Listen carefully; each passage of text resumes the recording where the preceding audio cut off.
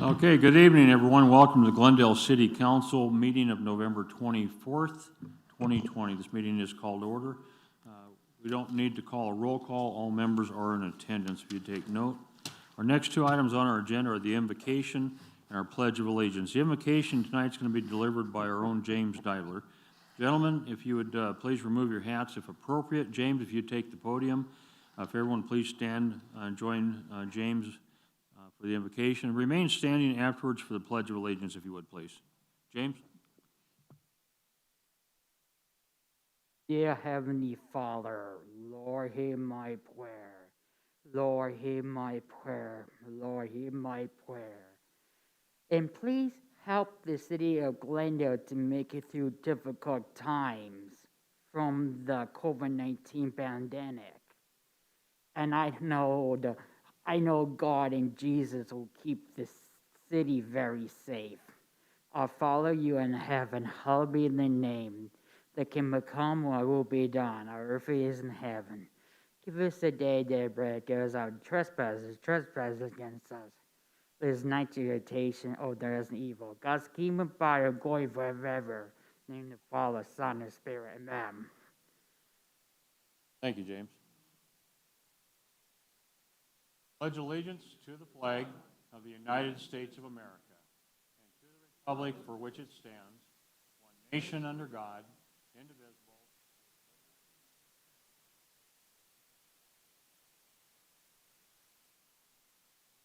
All right, thank you. So before we get going, I'm going to remind everyone of the following. The meeting is televised live on the City of Glendale's Facebook, along with the YouTube pages, as well as Glendale's own Channel 11.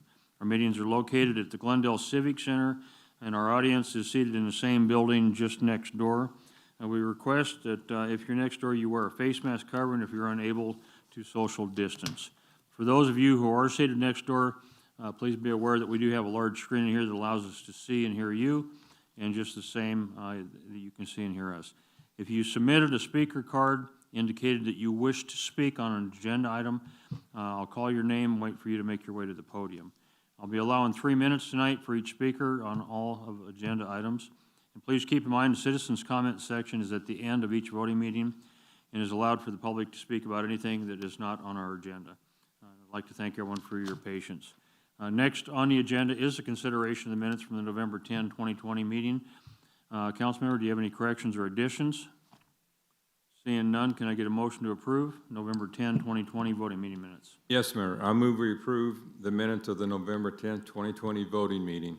Second. A motion and a second from Mr. Hugh and from Mr. Turner to approve the minutes. All in favor say by saying aye. Aye. Aye. Aye. Any opposed say nay. Appears the ayes have it, do have it. That motion does carry. Consent agenda and consent resolutions, items from 2 through 14. Items on the consent agenda are routine nature. They've been previously studied by our city council at a workshop session. They are intended upon to be acted upon in one motion by this council. Ms. Bauer, would you please read the consent resolutions, item 13 and 14? Item 13, resolution number R20-159, a resolution of the council of the city of Glendale, Maricopa County, Arizona, authorizing the acceptance and expenditure of the Child and Family Advocacy Center Fund Grant, ID number AG 21-0005, in the approximate amount of $37,556.75 from the Office of the Arizona Attorney General for the services provided to victims in calendar years 2018 and 2019 by the Glendale Police Department Family Advocacy Center. Item 14, resolution number R20-160, a resolution of the council of the city of Glendale, Maricopa County, Arizona, requesting exemption from the requirement by the Industrial Commission of Arizona to post security for the city of Glendale self-insured workers' compensation claims. That concludes the consent resolutions. Thank you. Do you have any speaker cards on any of those items? No, sir. Very good. Council members, any items that you'd like to hear separately? Seeing none, can I get a motion? Mayor, Go ahead. motion to approve consent agenda items 2 through 12 and consent resolution items 13 and 14. Second. I have a motion from Councilmember Aldama, second from Councilmember Clark to approve recommended action. Any discussion on the motion? Hearing none. All in favor, vote aye. Aye. Any opposed, vote nay. Appears the ayes have it, do have it. That motion carries unanimous. Bids and contracts. Ms. Bauer, can you introduce item 15, please? Authorization to enter into a linking agreement with Cans Sweeping Services, Inc., doing business as CNS Sweeping Services, Inc., to provide street sweeping services. Speaker cards. No, sir. Thank you. Councilmember, any questions? Seeing none, can I get a motion to approve item 15? Yes, Mayor, I move we enter into a linking agreement with Cans Sweeping Services, Inc. Second. Motion from Councilmember Tomachop, second from Councilmember Hugh to approve the recommended action. Any discussion on this motion? Seeing none, roll call vote. Councilmember Oldham, how do you vote? Aye. Councilmember Clark, how do you vote? Councilmember Hugh, how do you vote? Aye. Councilmember Tomachop, how do you vote? Aye. Councilmember Turner, how do you vote? Aye. Vice Mayor, how do you vote? Aye. Councilmember Clark, say it again with your microphone. Aye. You need to pull that microphone in your front of your face. There you go, perfect. Okay. Aye. Chair votes aye, motion carries unanimous twice. Ordinances, we'll now move on to item 16, Ms. Bauer. Ordinance number O-20-77, an ordinance of the Council of the City of Glendale, Maricopa County, Arizona, authorizing the execution of a conveyance of easement and 2 maps of dedications to realign portions of 57th Avenue and West Country Gables Drive, and directing the city clerk to record a certified copy of the ordinance. Mayor, members of the council, here to provide staff report is Glendale Principal Engineer Jamie Chapin. Thank you, Mr. Phelps. Good evening, Mayor and council members. This is a request for City Council to waive reading beyond the title and adopt an ordinance authorizing the acceptance of 2 maps of dedication for portions of 57th Avenue and West Country Gables Drive, and also a conveyance of water and sewer easement for the property located at the southwest corner of 15249 North 59th Avenue.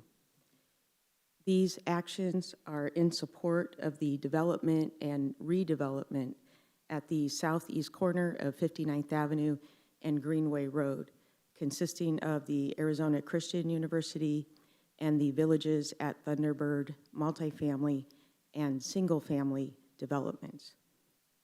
The maps of dedication will provide public access for the developments, and the water and sewer easement will allow public water and sewer to be extended across an out parcel to the single-family development.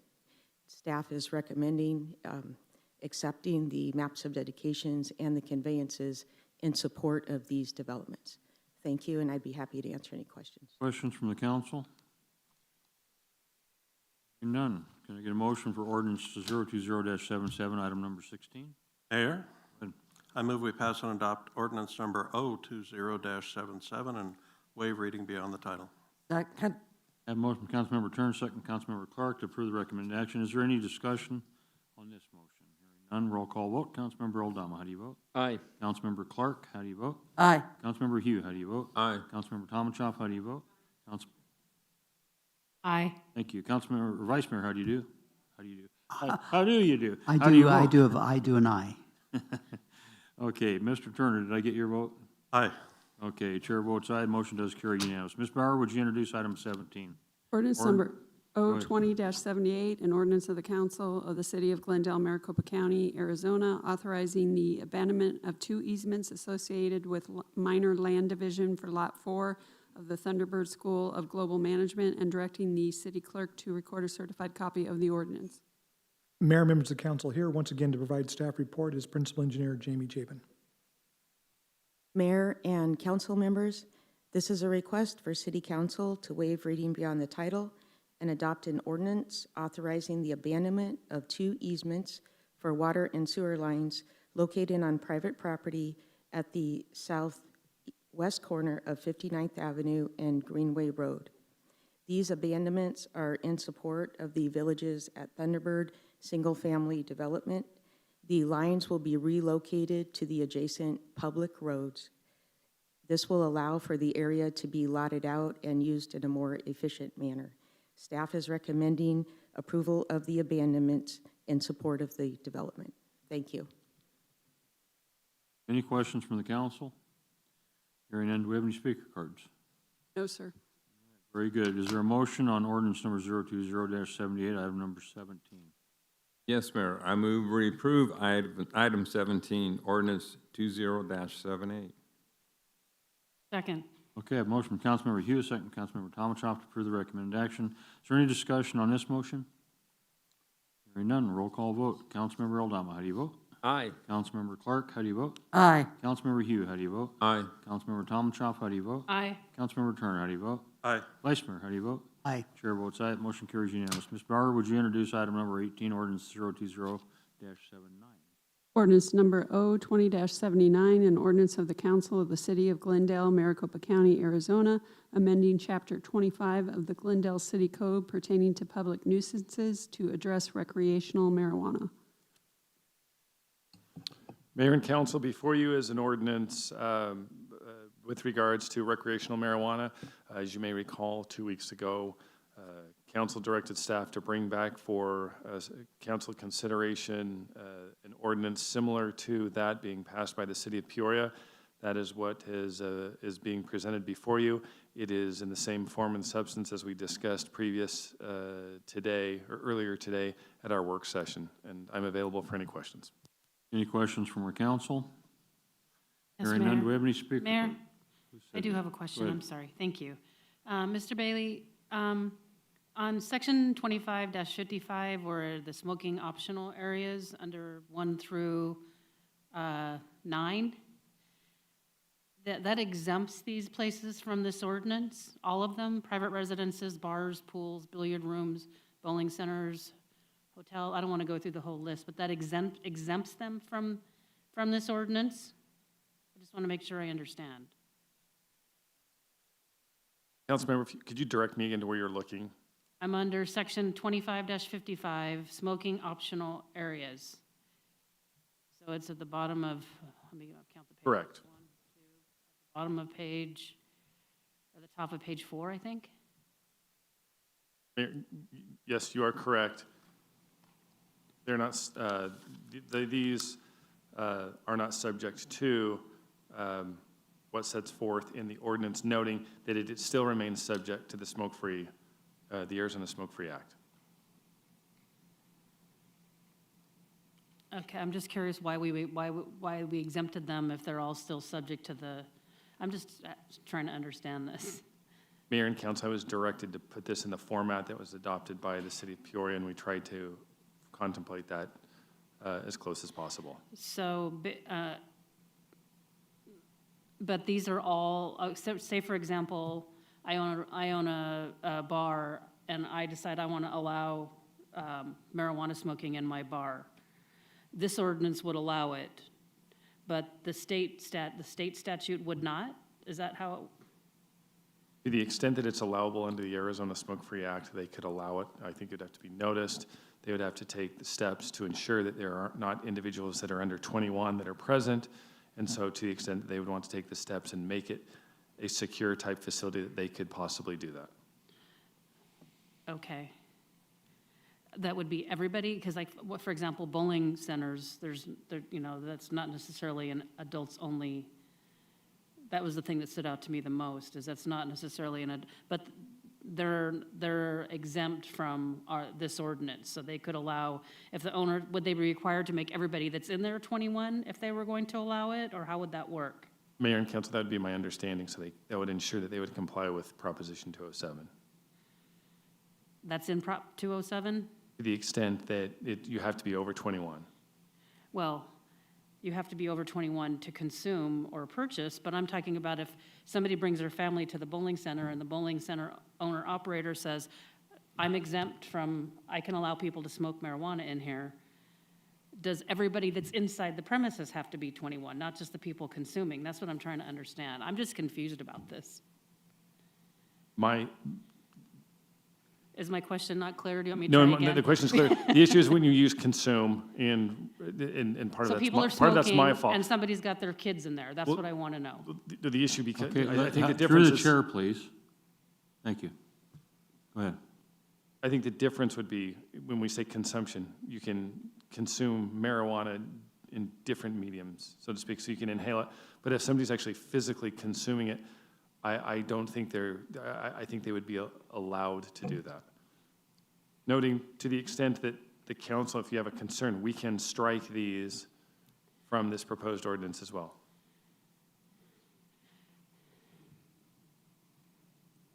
Right, well, yeah.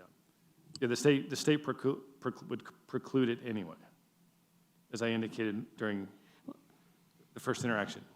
Mayor, so these are not exempted through the state, so I'm just wondering why we have them exempted in our ordinance then. That's what I'm trying to wrap my mind around. If it's not allowed by the state, why do we have these exemptions in the ordinance? I just want to understand it. Mayor and council, we can, from a procedural standpoint, eliminate them. The reason why they exist is I was directed to take what had been proposed and make the changes similar to a neighboring city, and that's what I did. Okay. I would be more comfortable not having these, my personal belief is that if we're going to do this, that we should be at least having our ordinance should line up with what the state statute says. So otherwise, Mayor, if I could, create confusion among business owners also, that they think, well, the Glendale ordinance says I own a bar, I can allow people to smoke pot in here if I want to. So I just think we should be as clear as we possibly can be. I'm confused a little bit because I did a little more reading, it's just trying to read Prop 207 is very confusing. So I don't know it but I feel that this may create some confusion especially among business owners about what they're allowed to do. And Mayor and council, if you so desire, then I would ask that you just move to approve the ordinance with repealing section 25-55.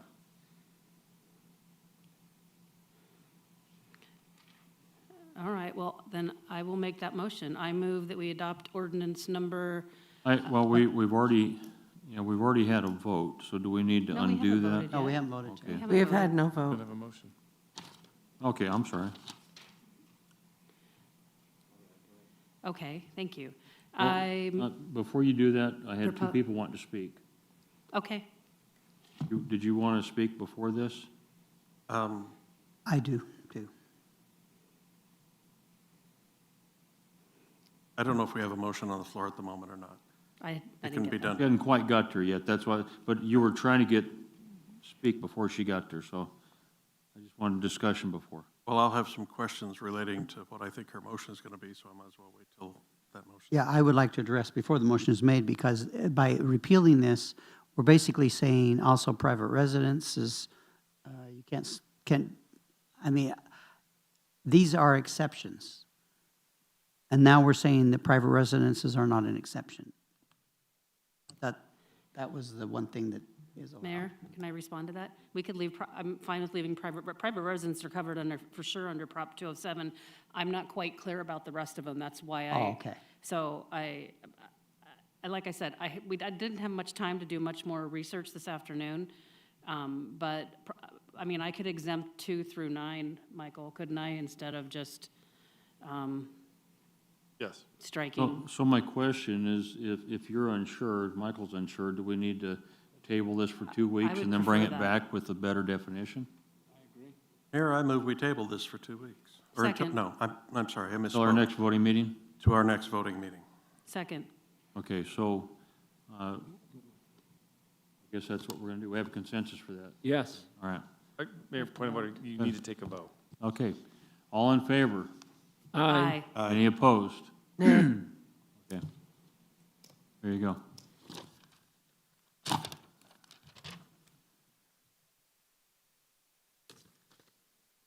Okay, new business. Public hearings on land development actions. Ms. Bauer.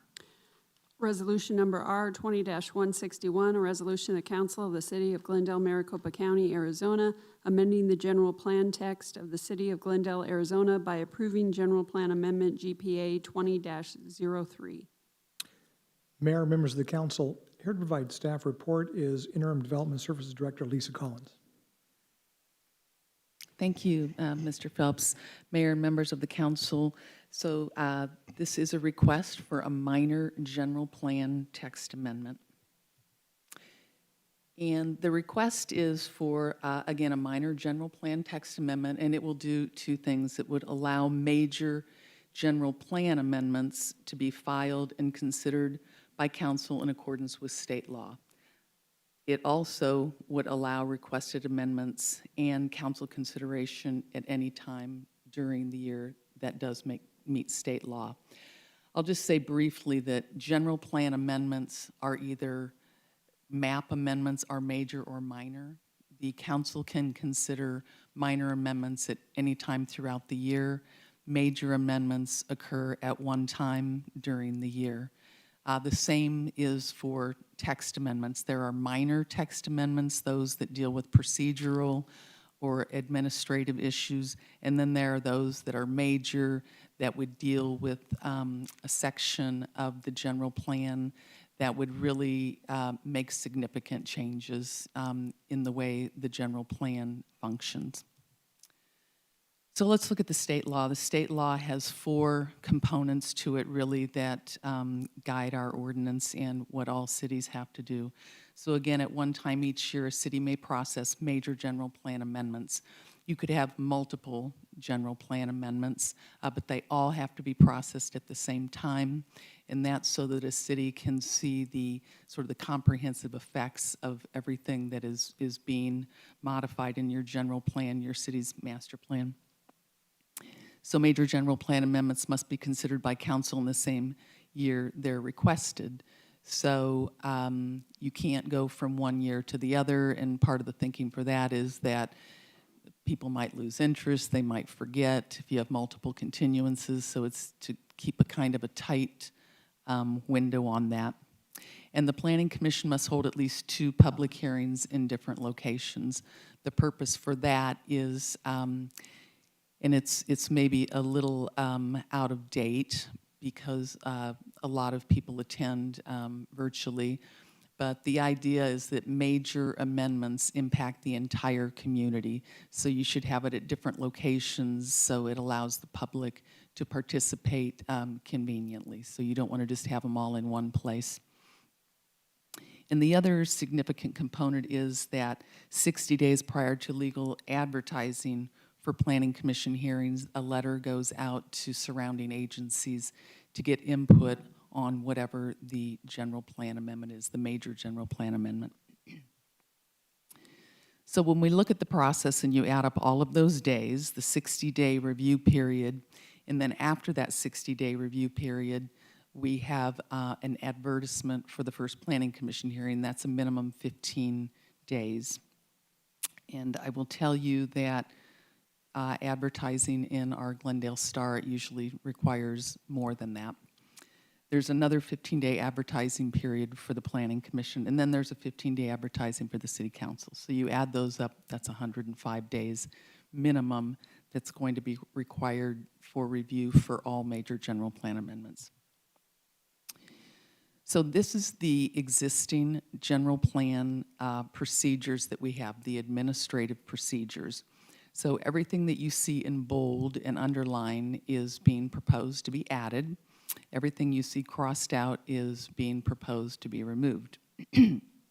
So there's really 3 components here. The first says that applicants will attend a pre-application meeting, and it currently says prior to submitting an application. We've added in the language for your consideration at any time. So applicants will attend a pre-application meeting at any time prior to submitting an application. The pre-application meeting is not required to be in the same calendar year the application is accepted and processed. And that's important because when people come to us and have development proposals, they don't often know if it's a general plan, a major amendment, a minor amendment, or what kind of process they're following. So for example, if someone came in November or December and said, I want to, do this development, I propose this, and we looked at it and we said, well, that's going to be a major general plan amendment, and so you obviously can't process it during this year, so you're going to have to wait till next year. But it's a time for us to give advice on how the process works.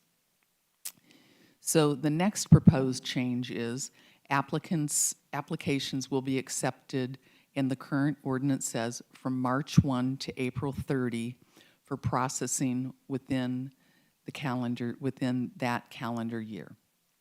So that obviously meets state statute. So the proposal is to change that to say applications will be accepted and processed within the same calendar year, which also meets state statute. It just allows flexibility.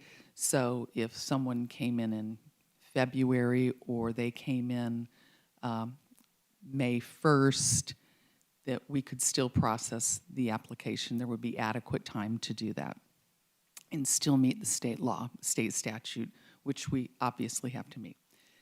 The third change that's being proposed, the current ordinance, the current, general plan text says City Council public hearings to consider major map amendments will occur between October 1 and October 31st within the calendar year the application was submitted.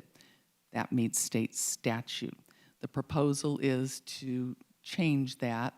City Council public hearings to consider major map amendments will occur within the calendar year the application was submitted.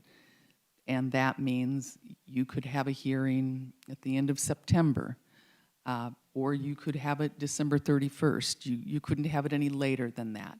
So it's allowing flexibilities, but still requiring the state's law, which is really intended to give a lot of notice and adequate participation.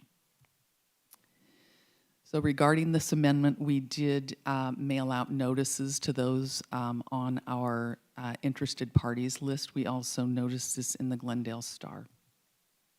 So the staff recommendation is approval of GPA 20-03, a minor text amendment with the following language modifications. Applicants will attend a pre-application meeting at any time prior to submitting an application. The pre-application meeting is not required to be in the same calendar year the application is accepted and processed. The second is applications will be accepted and processed within the same calendar year. The third is City Council public hearings to consider major map amendments will occur within the calendar year the application was submitted. And with that, I'm happy to answer any questions you may have. Questions from the council? Owner? Yes, Mayor, thank you. I've received some communications from citizens regarding this text amendment. And some of the comments were that this will somehow diminish the public's ability to participate or to be involved in this process, and that it's a way of getting past the rules and regulations. Can you make comments on that? Thank you, Mr. Mayor, Vice Mayor Malnar. The whole point of this state law is to provide adequate citizen participation. This amendment continues to do that. What exists in the general plan now is an exercise that shows how it could work, and it certainly does. But they tend to be, I'll use the word artificial, deadlines that the same level of participation and notice could exist and would exist regardless of those deadlines. Thank you. If I may, Mayor. Who and when would set the date for the new time to do the public hearings? Thank you, Mr. Mayor, Vice Mayor Malnar. So we wouldn't specifically have any, and most of the West Valley cities don't. However, we have guidelines for all of our processes that say the approximate amount of time.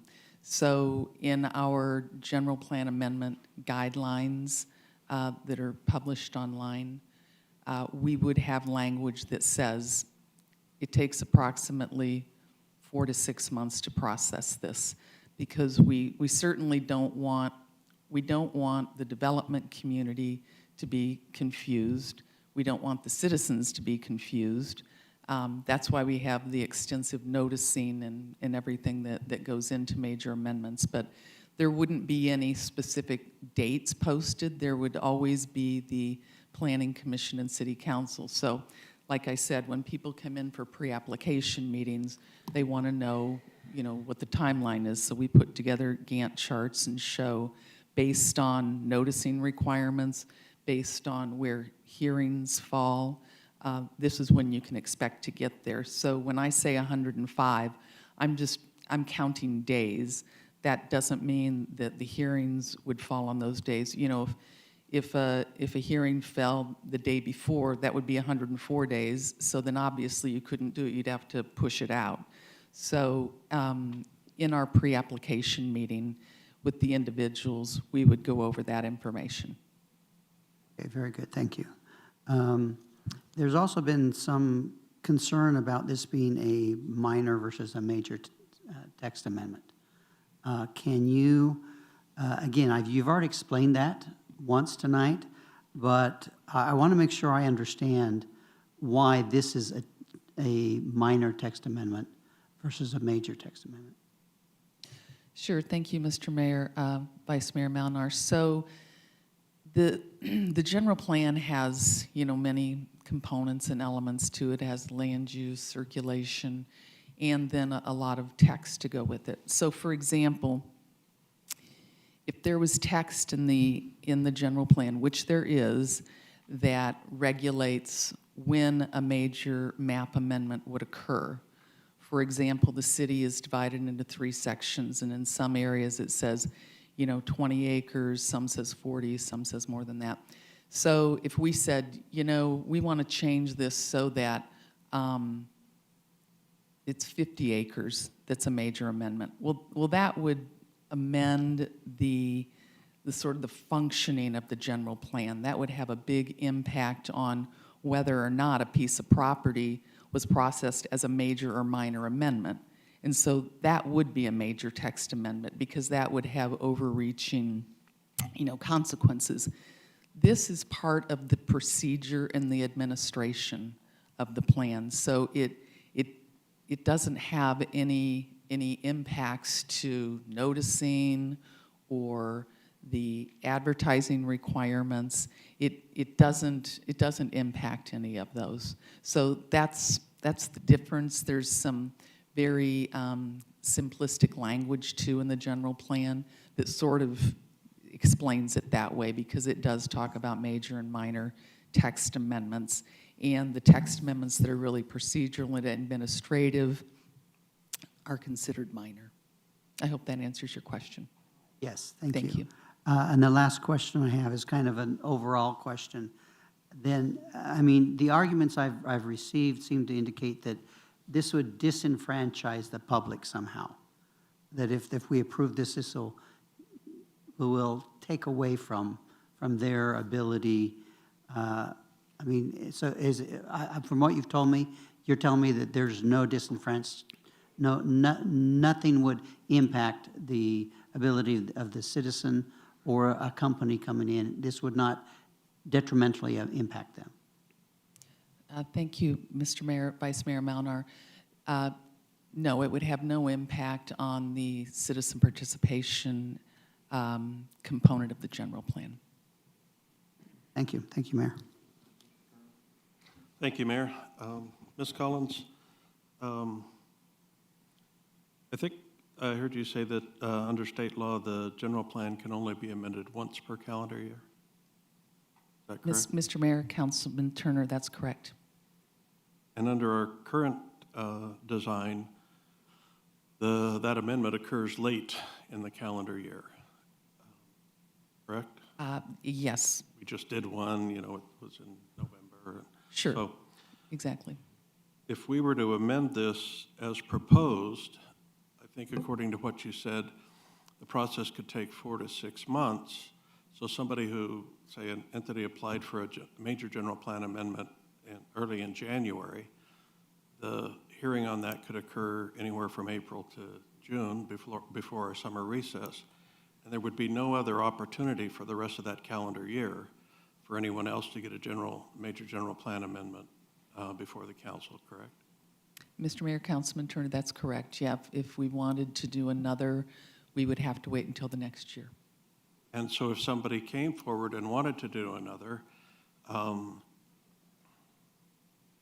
they would be froze out for 6 months or more from having that happen. So they would want it to happen as early as possible in the next coming year, which then means we would have at least as long, if not longer, if we had one the following year, before other general plan amendments could be considered. It just seems to me that we're kind of favoring somebody who comes in January or late in the previous year at the expense of anyone else who might have a general plan amendment that they would desire during that calendar year, for the sake of everybody getting a fair shot and the flow of business. I particularly like having them late in the calendar year, seeing as we can only have one in the calendar year. So, Mayor, Mr. Mayor, and Mr. Councilmember Turner, let me walk you through, as a standard practice, you're absolutely right. We would be reticent to want to do our one bite at the apple early in a typical year. And most of these types of amendments are not necessarily time sensitive. Some could wait to process and through their development cycle, wait until that amendment was done later in the year. However, if a major project comes in, and I can think, well, I know we've got several that within economic development that we're currently working on that are on an incredibly tight timeline. If they needed to be able to say, we select Glendale over Utah or other places, but we need to get this, we have a deadline and we need to be able to process sooner, we would want to have that flexibility for a project of large magnitude. But as a general rule, you're right, it would make more sense to wait, collect any kinds of map amendments or text amendments and process those later in the year, because you only have that one bite at the apple. So this is really about providing flexibility for those unique situations where the timing is critical, yet as a matter of practice, we would still continue to probably follow very much the same path that we're on currently. Mayor, Ms. Collins, Mr. Phelps, thank you. It was also mentioned that minor text amendments have, I forget exactly how it was put, but the distinction between whether or not it's something minor or something that actually relates to the way the general plan functions. I happen to believe that the way the general plan gets amended is an important part of how the general plan itself functions.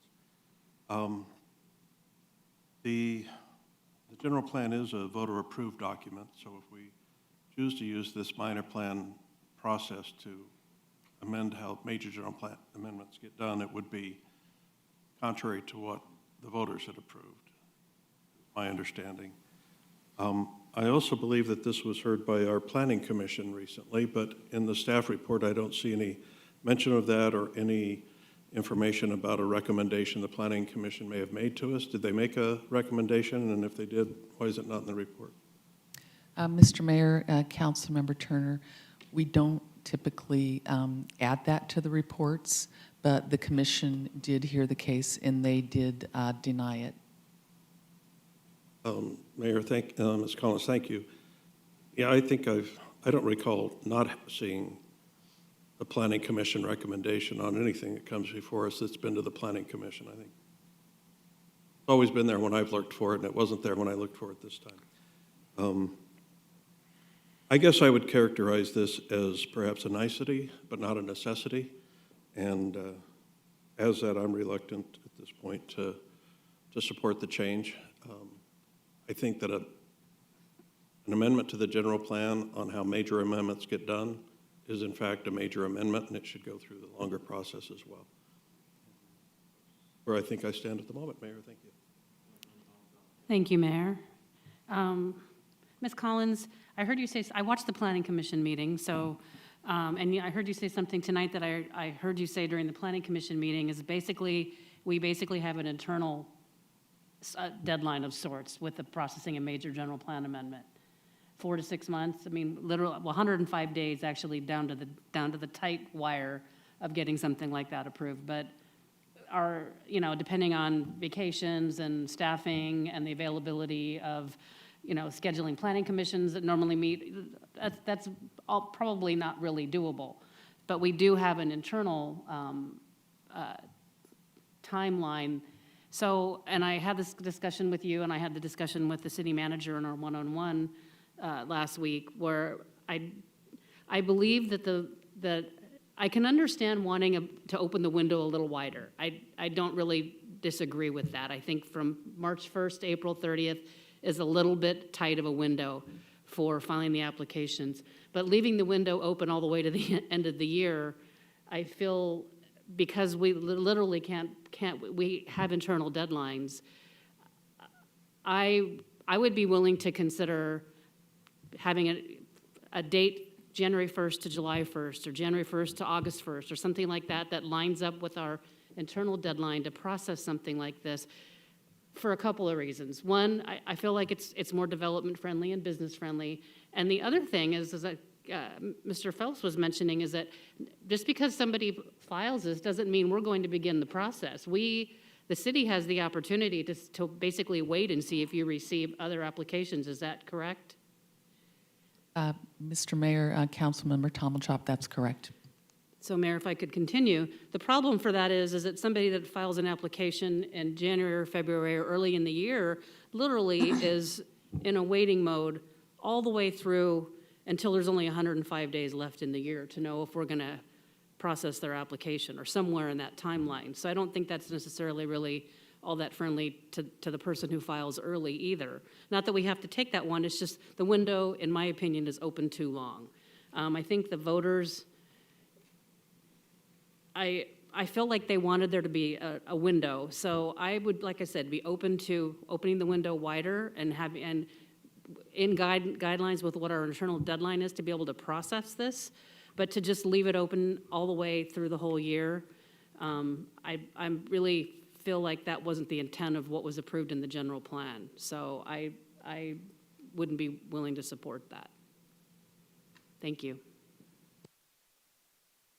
Okay, I'm going to take a step back because now I'm confused.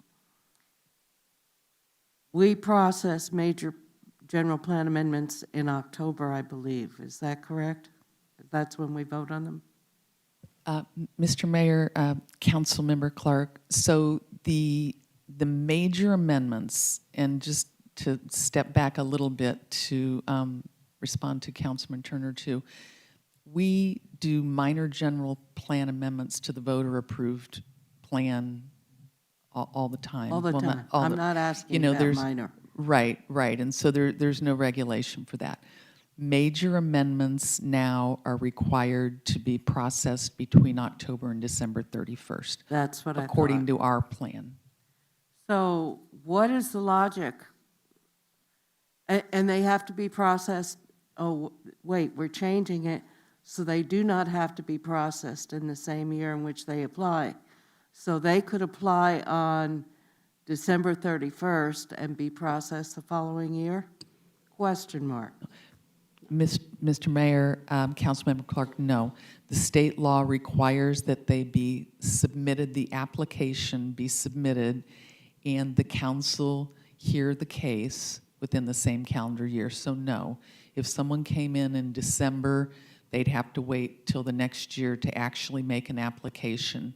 And then the council, according to state law, would have to hear it by December 31st. Okay. Because that's what had me confused. You kept referring to December, and I'm thinking, but wait a minute, it has to be done within the calendar year, you know. Right. So that clears that up for me. So then under that scenario, I kind of agree with Councilmember Tomachov that maybe the window should be between January 31st and August 1st or whatever it is, to accommodate fitting the schedule of hearing, our internal schedule of hearing that major plan amendment from October to December. So that makes sense. However, I don't think that's what have the citizens upset. From the messages I've been getting, somehow or other, they think there's some nefarious plot to disenfranchise them from participating, public participation in a major general plan amendment. And from what I heard you say tonight, it's preserved. The timeframes may change, but their ability to participate as a citizen in commenting on a major general plan amendment remains intact. Is that correct? Thank you, Mr. Mayor. Councilmember Clark, yes, that's correct. So their concerns about disenfranchisement really are really holding on water. And it's all a matter of timing, and what you're proposing actually provides more flexibility with regard to our own internal schedules, and to make it easier for the development community to submit and process a major general plan amendment. Is that correct? Thank you, Mr. Mayor, Councilmember Clark. Yes, it provides more flexibility for submittals and for staff reviews, and retains all of the public participation that is required. Okay, so under that scenario, I would support Councilmember Tomachoff's suggestion that we just narrow that window a little bit so that it meets our internal timing with regard to the space when we can actually process those major general plan amendments. Other than that, I'm ready to move forward. Thank you. Mr. Phelps? Mayor, members of the council, first of all, I want to restate again, our current policy, we're an outlier compared to our competitors in the region. And so we're the only ones, we're one of only, I think, 2 other cities we know that has any kind of a specific timing. Everybody else says, we go by what the state statute says, and the state statute's very prescriptive on public notification and public participation. The difference being is that in our case, we say we can't even, the council doesn't even have the right to consider a land use, a change to our general plan unless it's in the month of October.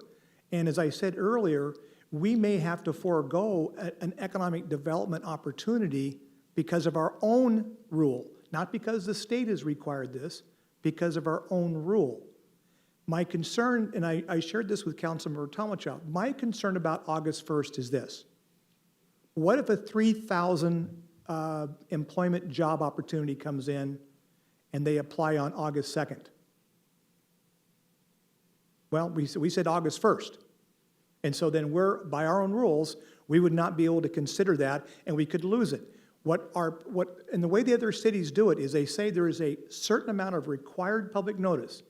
But if you delay when you submit your application to the very last second, there's no guarantee that it will be heard in that given year. So for example, even if you back up to the 105 days and you give it a little bit extra time, but it's really tight, and we're basing that the council could decide this at the last meeting in December, and there's no quorum, then the application goes away. So we would consult with our applicants to say, allow plenty of time for this to go through its natural process. But if you want to squeeze it in at the very last second, if it's an incredibly high priority project for the city that needs a general plan amendment change, then the council may decide, you know what, maybe we'll call a special meeting on December 29th because we want to get this. But we can't guarantee the timing. So by putting a hard date in there, there's always one day later that we'll have to say no, when technically, August 2nd, we could process a general plan amendment and still do it within the 105 days. So again, this is a tool that from the economic development side that we're trying to say is let's keep our flexibility open. And as I said earlier, we likely won't rush through plan amendments early in the year unless it's something that we know aligns with the key council priority. But my fear is we put a date down, and either you do the absolute last date, which leaves a false impression that we can process it during that amount of time, or you leave yourself a lot of extra room, but then you have to miss out because our rule is hard and fast that says we can't process after a date certain. So we like to put the responsibility on the applicant to allow the prescribed amount of time by the state statute, recognizing that meetings can get canceled, quorum issues can happen, pandemics can show up, and that it's really up to them to try to allow as much time to allow staff to process this and go through its process. Thank you, Mayor. Thank you, Mr. Phelps. Well, I mean, and I understand your perspective. I see your point of view, but I still think that if somebody comes in January to file an application, I'm trying to see the other side of the fence of the person who literally is waiting because they've submitted something and they literally don't have any, until there's only 105 days left in the year, they don't know whether or not we're going to move forward with their request. So it's also, I feel a little more development friendly to have a deadline so that somebody knows if nothing else comes in, they're not going to accept any more applications after August 1st or whatever date.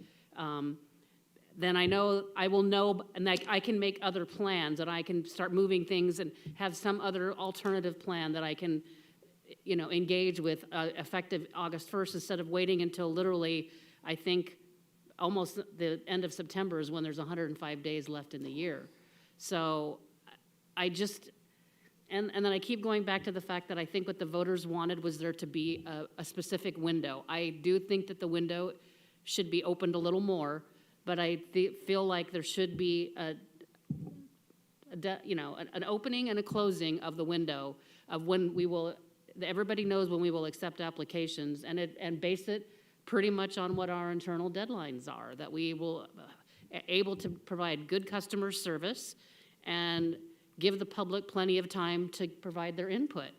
So I just wanted to point out that I'm seeing the other side of it, of somebody who files early and literally is waiting around almost for the whole entire year to see if anybody, it's like when some,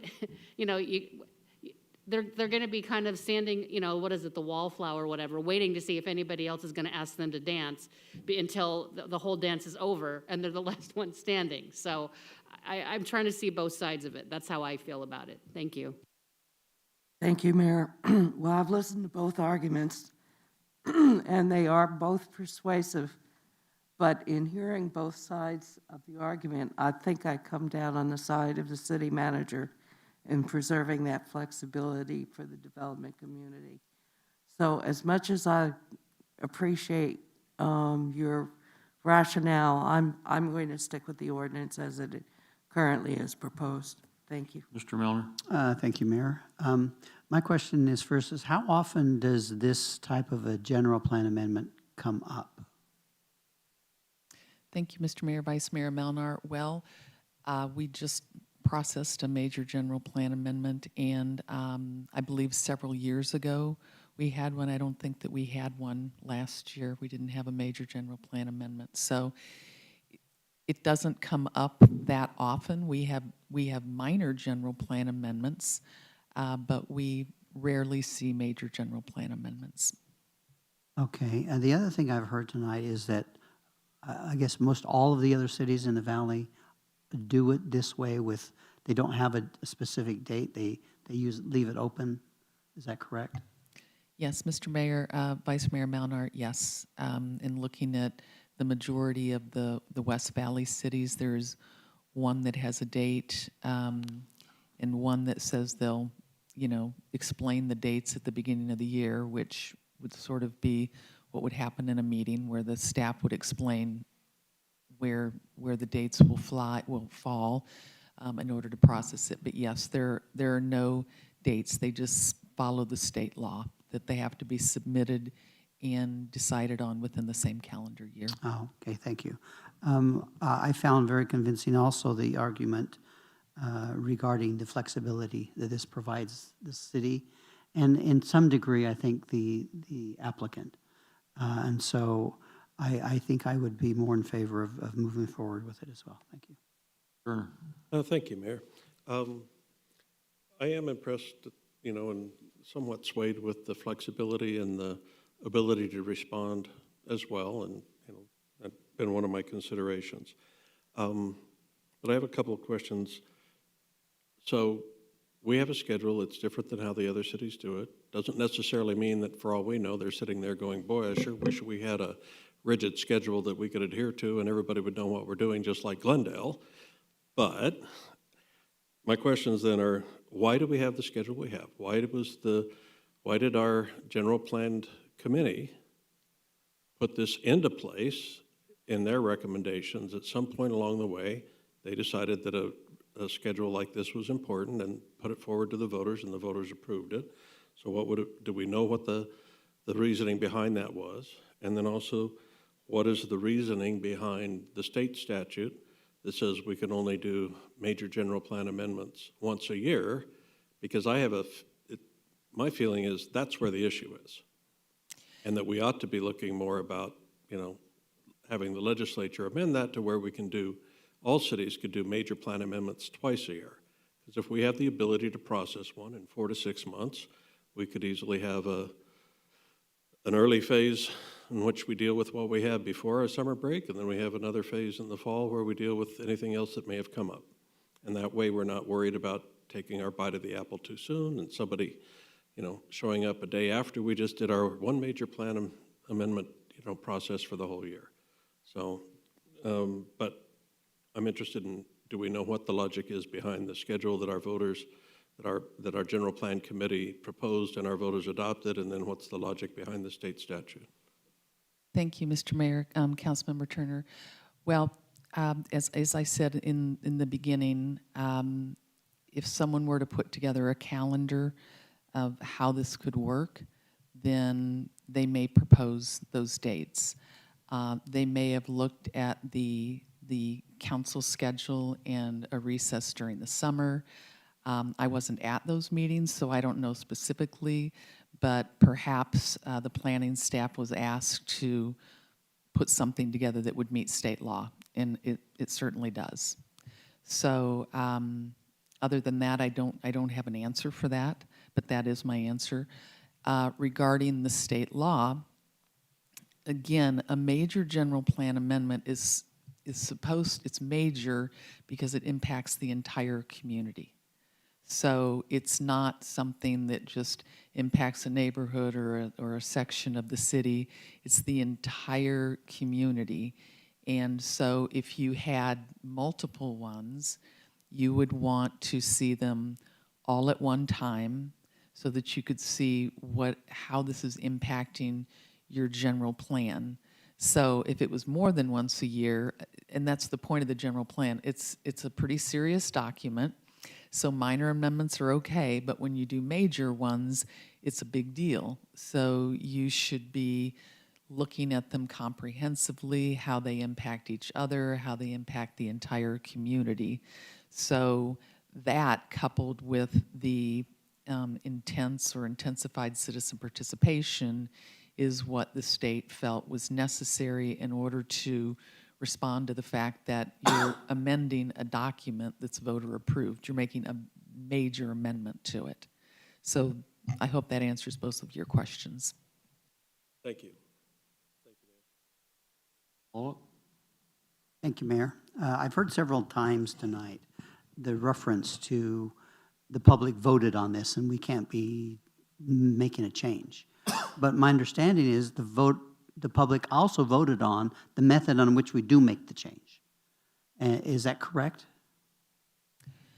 Mr. Mayor, Vice Mayor Melnar, the public voted on certainly the text and all of the maps. I don't know that I know that the committee that put it together looked at the administrative procedures, but I can't say whether that was part of the public review or not. So I'm not sure if I'm answering your question So I'm just correctly. saying, is it somewhere in the general plan how you change it if you want to change it? Oh, Mr. Mayor, yes, absolutely. And all cities have that. They, and in our general plan, it describes what a major and a minor amendment is. So there's a chart that shows acreages for 3 different segments of the Okay, city. and I think you answered the question. Was this part of what the public voted on?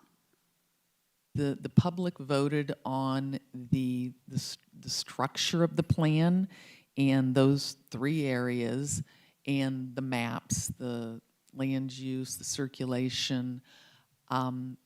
The administrative procedures may have been in there and they may have voted on it, but they're sort of administrative procedures, again, that are considered minor amendments, minor text to facilitate. So is the answer yes? That the voters voted on the ability for us to make these changes? Oh, absolutely, yes. I'm sorry, I misunderstood your question. That was a Yes. question. So we keep saying the voters wanted this, but they also gave us the authority to change it. And I just find it a moot point to say they voted, but they also voted to give us the authority to change it. So if they didn't want us to change it, they would have not given us that authority. So that's all I'm saying. Thank you. Okay, Mayor, go ahead. if I could, just one thing.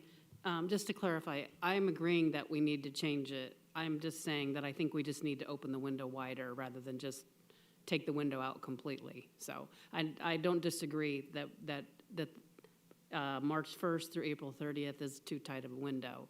So that's not my argument, is that we can't change it. I just think that it's not a definite timeline when we literally have an internal timeline that we need to adhere to. So I just wanted to clarify what my argument was. Thank you.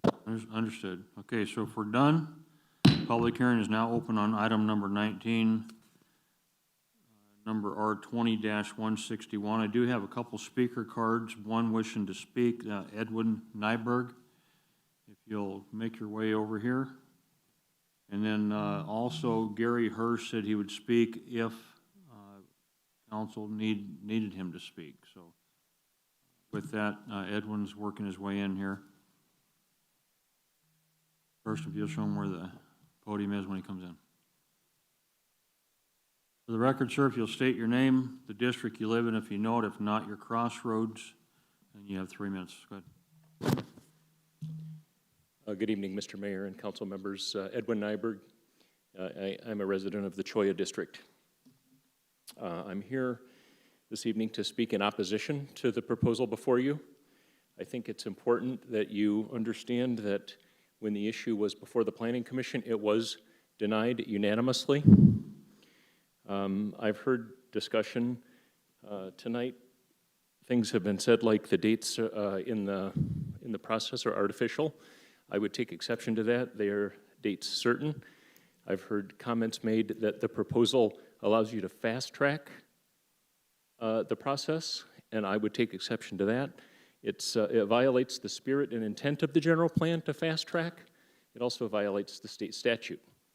So I would just remind you that you should be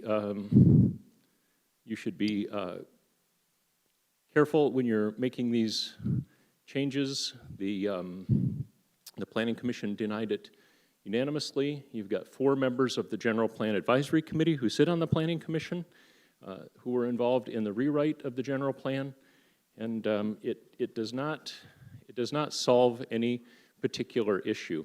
You've had one major general plan amendment request in recent years. So the proposal before you tonight seems to me that it's a solution in search of a problem, quite frankly. And I agree that you could open that window a little wider and maybe extend the application process, but when you have dates of March 1st to April 30 and October 1st to December 31st, that's very specific, and it's very clear to the residents, and it's very clear to any applicant of what that process includes. To remove those dates and alter that process makes it confusing and just takes away the certainty of the process. So I would ask that you thoughtfully consider the request before you, and I would ask that you deny the request. Thank you. Thank you. I just got a late card here from Rick Harper. Harper? Mr. Harper?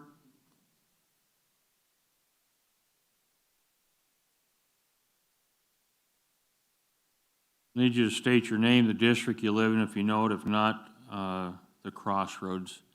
You have 3 minutes, sir. My name's Rick Harper. I live in the Saguaro District. I heard a couple things tonight that kind of clarification maybe. But yes, the Planning Commission has unanimously, I can't talk tonight, turned down all requests for the general plan, and the people of Glendale did vote on the general plan as it is written. And now it seems like the city wants to go through and just change it without asking. And I think that's the issue of the people. I know that's the issue of the people. Like, well, they voted on something, but now they're just going to start pulling out the parts that they want to make it better for themselves. I think I heard Councilman Turner say that he was not getting any notifications on how the Planning Commission was voting, and that it's really not the rule or whatever, that does not have to be sent to the City Council, whatever the vote is of the Planning Commission? If that's true, why is the Planning Commission here working and making these decisions and voting if they're not being forwarded to the City Council? I know some council meeting members read the minutes and they know what it says, but it just seems strange that that could be. The whole thing, when it started, there's more people wondering why and thinking it's just the city of Glendale wanting to change things to fit their feelings and not the citizens' feelings. Thank you. Thank you. Mr. Hurst, did you need to speak?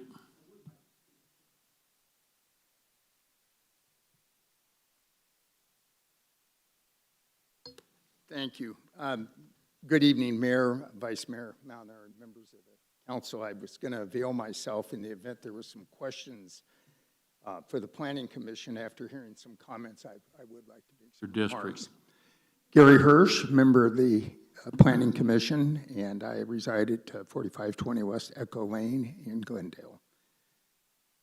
There was a unanimous vote of the Planning Commission recommending against approval of GPA 20-03, and I think there were several reasons that I read from the other members during comments of our meeting in the event that you didn't see it. Yes, voter approved. That carries a lot of weight with the Planning Commission because we don't feel that we have it in our charge to override the vote of the people. Now, you may, granted, as council members, because you have a different role. So I accept that. But for the Planning Commission, no, we don't see ourselves as individuals that are empowered in overruling a voter-approved provision.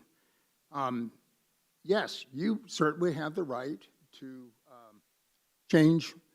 overrule a voter approved. There is provision in the general plan. In fact, 4 of us were on the general plan guidance committee that put this document together.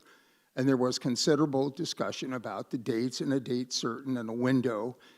We knew we were different from other communities. It was a very candid and lively discussion about that. So we went into this with our eyes wide open, and we know that Glendale's different, and I'd like to say I think Glendale is better.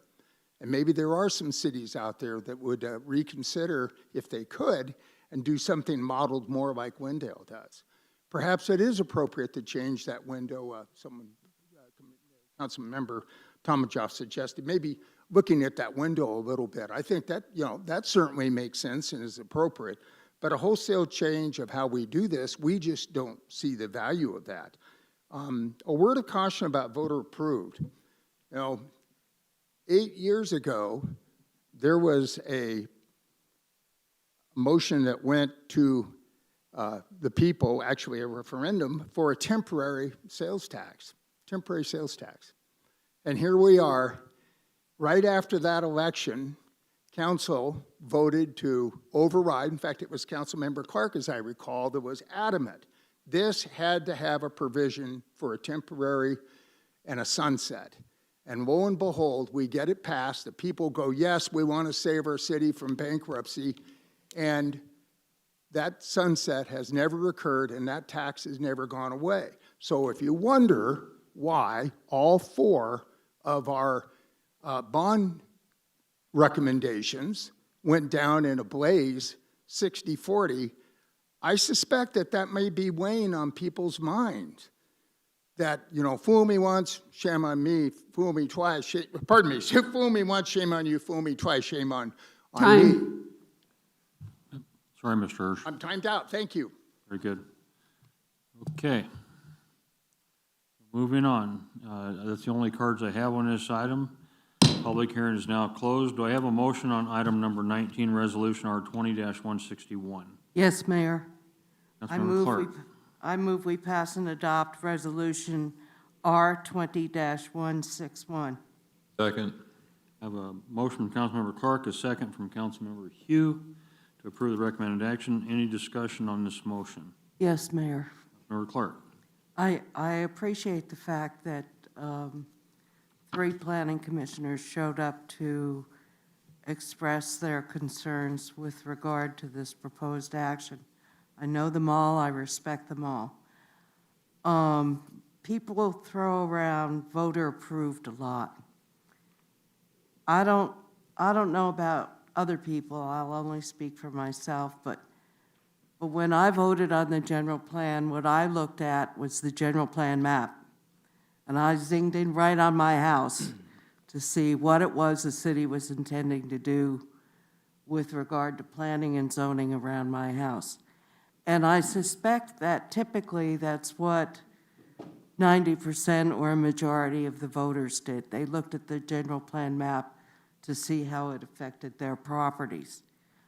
I don't remember even referring to the general plan processes and how they were structured and what was statutorily required.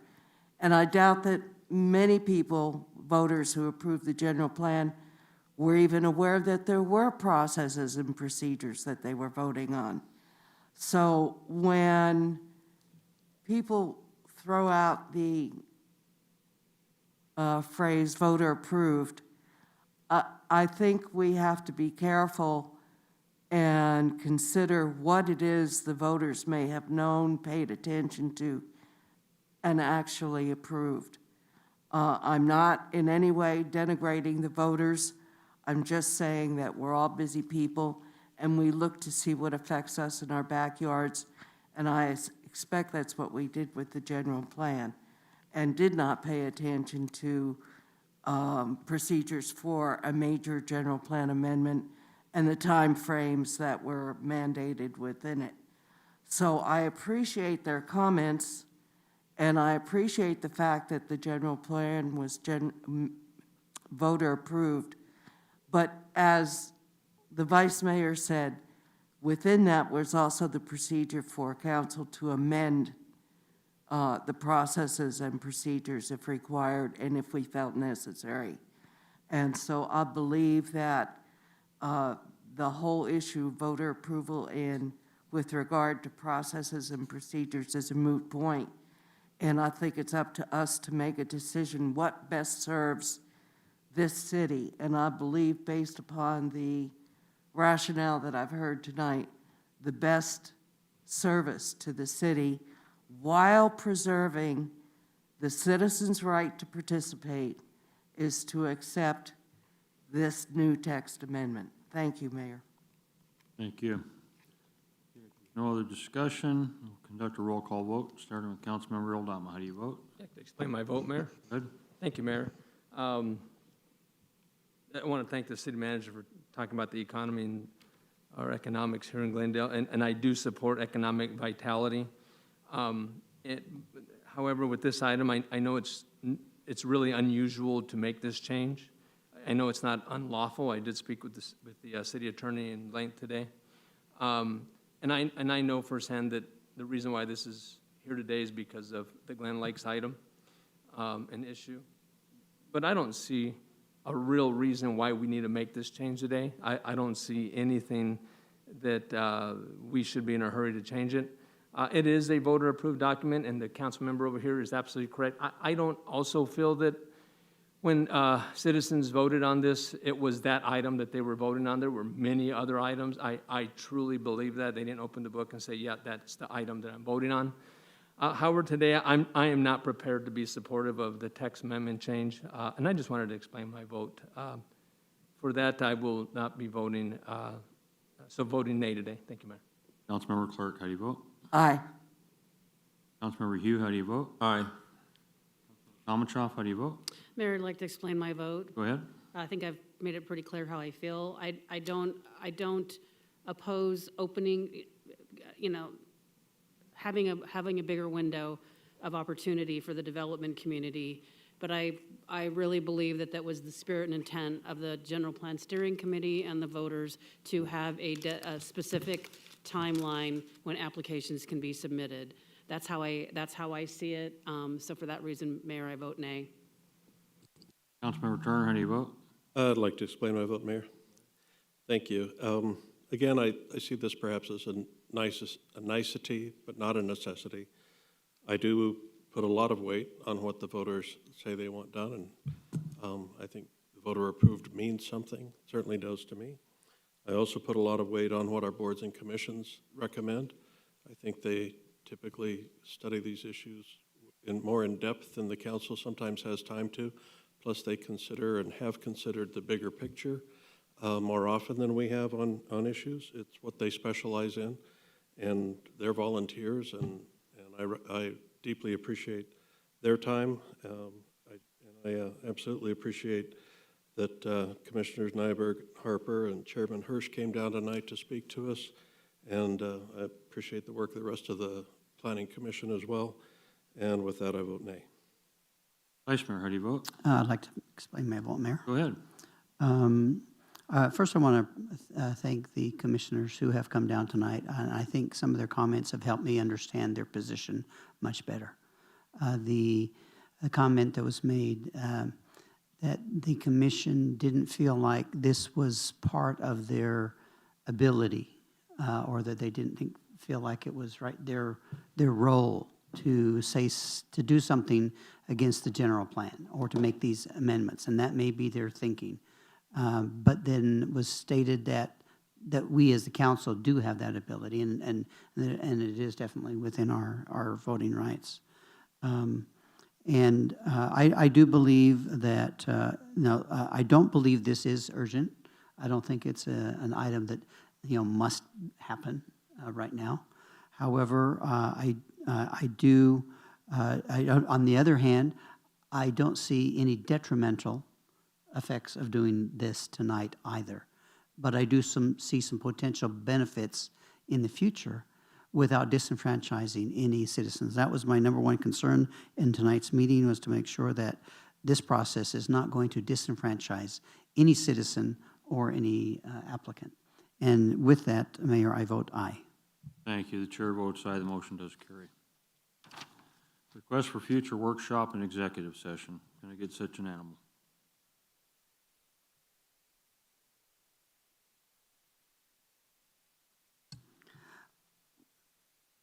I move that we hold a regularly scheduled city council workshop on Tuesday, December 8th, 2020 at 12:30 p.m. in the Civic Center, 5750 West Glen Drive, to be followed by an executive session pursuant to ARS 38-431.03. Second. We have a motion from the Vice Mayor, second from Councilmember Clark to approve. All in favor say aye. Aye. Any opposed say nay. Carries, the ayes have it, do have it, that motion carries. Council comments, suggestions? Mr. Aldama. Thank you, Mayor. I just want to take this opportunity to thank all of our city staff for all the work you do. I'd like to wish you and your family a happy Thanksgiving, and I hope you enjoy it. And remember, we're still in a pandemic, so take those precautions as necessary. I also like to thank our citizens for all you do and your involvement and your engagement. Your questions to me and have made me a better council member, and I appreciate you and thank you, and I wish you the best Thanksgiving with you and your family, and also take those precautions while we're in a pandemic. Thank you, Mayor. Thank you. Councilmember Clark. Yes, thank you, Mayor. First of all, happy Thanksgiving to everyone. This is a strange year. Usually I have about 24 family over for Thanksgiving. This year we'll have 6. It's positively disturbing. But we're following the guidelines. We'll be distanced while we eat our Thanksgiving turkey. And so for everyone out there who is experiencing this very strange Thanksgiving, happy Thanksgiving to you all. Secondly, on Wednesday, December 3rd, that's next week, folks, I will have my Yucca District Council meeting, district-wide meeting. And it being a strange year for that too, my meeting will be a virtual one. It will be on Facebook Live starting at 6 o'clock.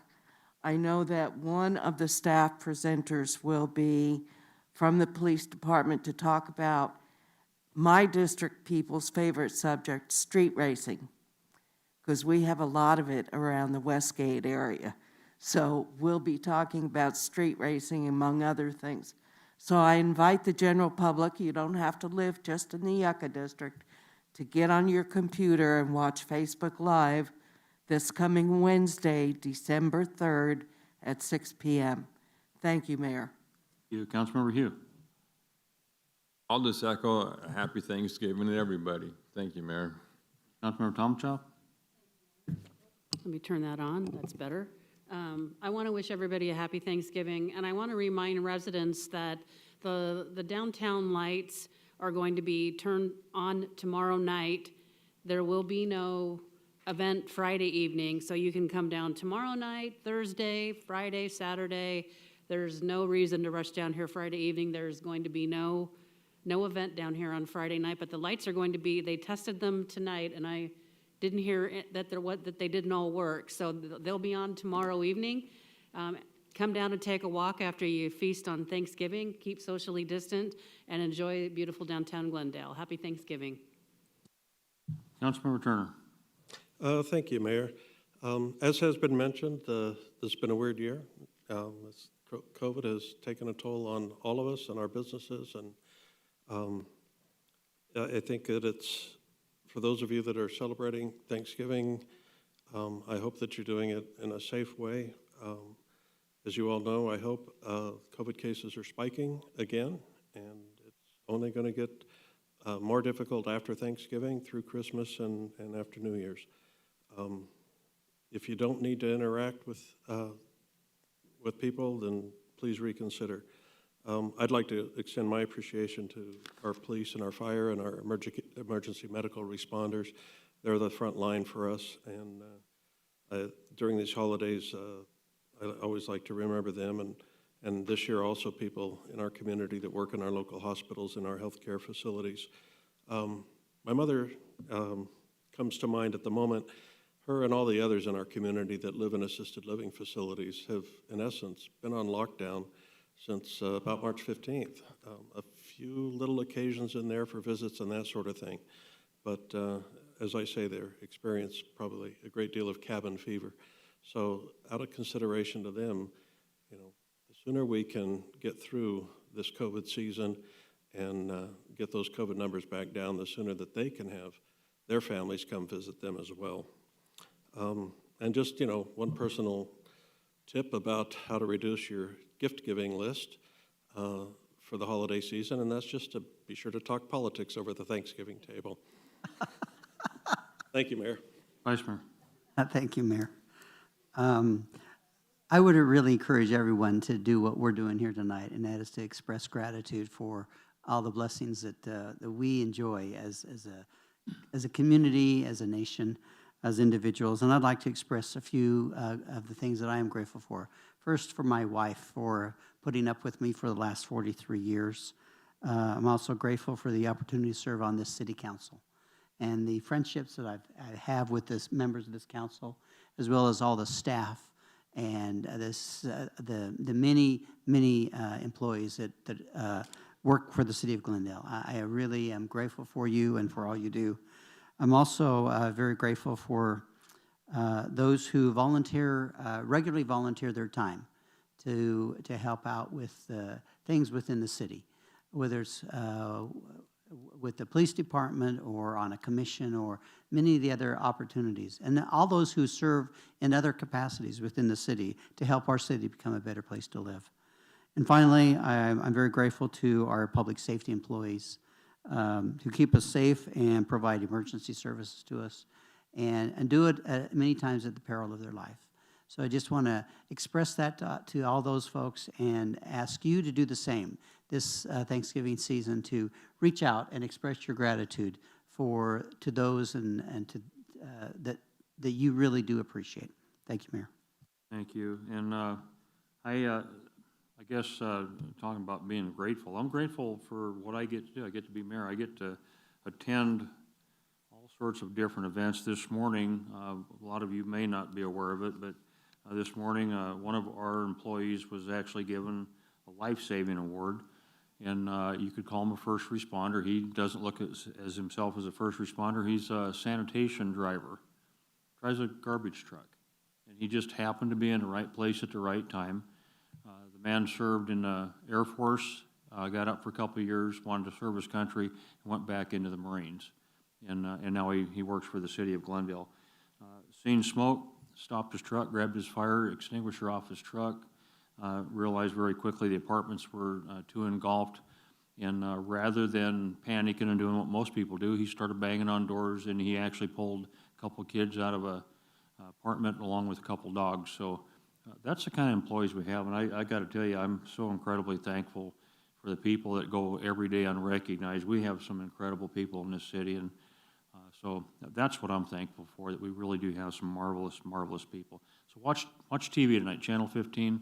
They should have a story on it. His name was Brett Nunez, and I congratulated him and actually gave him one of my challenge coins, and he appreciated it probably more than most, being that he's former military. So with that, next on the agenda are our citizens' comments. Council makes this opportunity available to our citizens to bring information and business before the council that's not on our printed agenda. Council can only act on matters that are on the printed agenda, but may refer matters to the city manager for follow-up. If you're unable to speak from the podium, please notify the clerk, and a portable microphone will be brought to you if necessary when your name is called. I've got two speakers. I'm going to ask Christina Tyler, if you're still next door. I'm not sure how this pertains to Glendale, but I guess we'll find out here in a minute.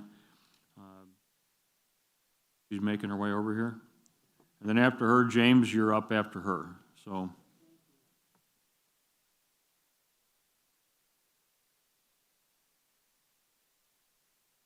And if you'll take the microphone, you have 3 minutes. State the city that you live in, please, if it's not Glendale.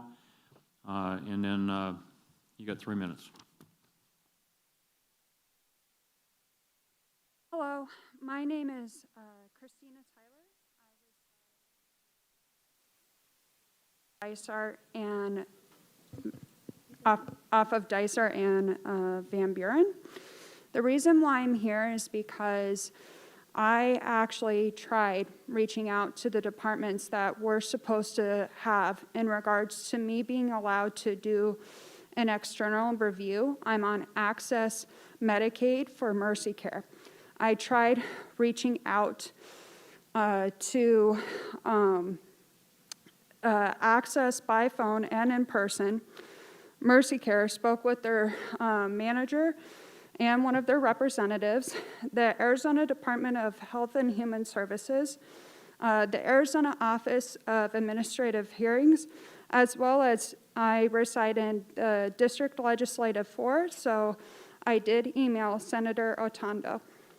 What is happening is that I was not given an opportunity to be able to file an external review.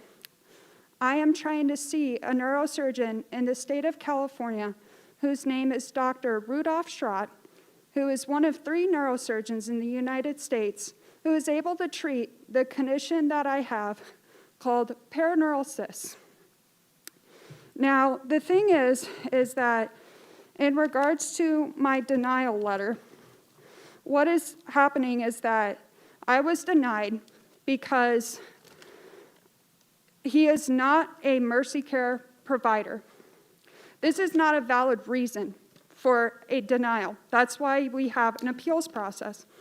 Now, the appeals process, when I contacted these different departments, and the department that is supposed to be responsible to legally allow an external review, which complies to the 14th Amendment, and as well as the Affordable Care Act, that this is supposed to be the step where I, as a person, am able to submit my documents, my evidence, prior to a hearing. Nobody could tell me an address, a phone number, or an email to be able to do so. When it comes to this whole process, it has been very frustrating for me, and I am worried that there are multiple COVID cases, and there are multiple people who are not being able to have the access to medical assistance, medical care, simply because we're not being allowed to have an external review. And so I have brought Time. here. Okay, thank you. Your time's up. Thank you. James? State for the council, if you would, your name, the city you live in. You have 3 minutes, James.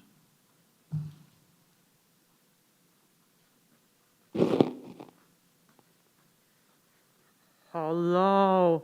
Hi, I am James Diebler. I live in Phoenix, Arizona, in Phoenix Council District 5. COVID-19 cases are going up within the state of Arizona. There are more people testing positive for COVID-19 within the city of Phoenix and Glendale. Glendale is doing an excellent job on informing people about the dangers of COVID-19 when they don't wear a face mask in public. I remind people that you need to wear a face mask to protect yourself from COVID-19 in public. I recommend people wear a face mask during the pandemic because it saves lives, like a seatbelt in the car. Currently, the news concerning COVID-19 vaccines is encouraging and hopefully will allow things to go back as normal. Finally, hopefully local businesses will get a stimulus check from the federal government to keep their small businesses going without any problems. It will help to reduce the deficit for cities' budgets without going the budget limit for the fiscal year. I have some good news. Next month, I'm going to graduate from Arizona State University with my bachelor's in public service and public policy degree. Thank you for your time and consideration. Good deal. Thank you, James. Okay, there being no further business before the council tonight, I'd like to thank everyone for attending tonight's meeting. There's no objection from this council. Everybody eat a lot of turkey, stay safe. We'll see you in a couple weeks. We're adjourned.